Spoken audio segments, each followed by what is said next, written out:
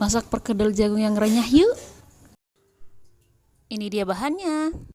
1 bongkol jagung manis yang masih muda, 2 batang daun bawang, 1 batang daun seledri, 2 siung bawang putih dan 3 siung bawang merah. Iris kecil-kecil daun seledri.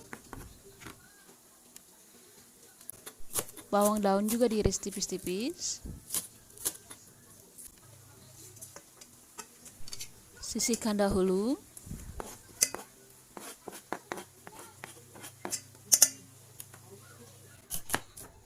Sisir jagung manisnya.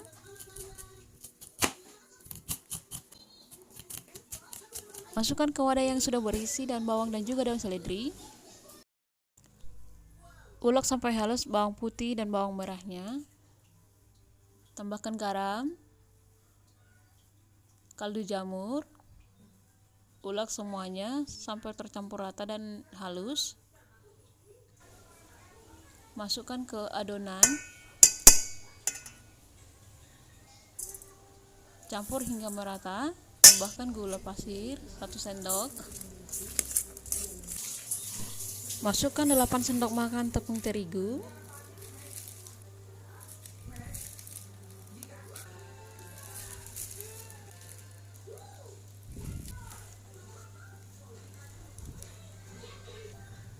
Kemudian masukkan 3 sendok makan tepung beras.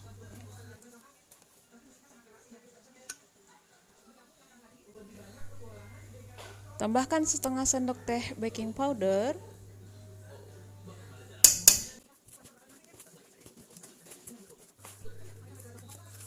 Aduk semua bahan hingga tercampur rata. Masukkan air dingin secukupnya. Aduk-aduk lagi hingga adonan tercampur dengan merata.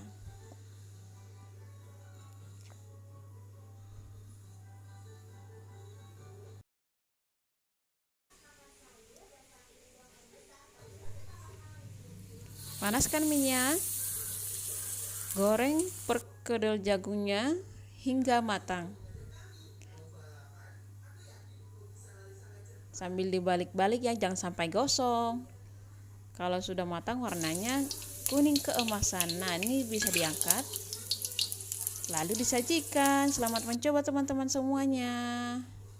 Rasanya enak, renyah.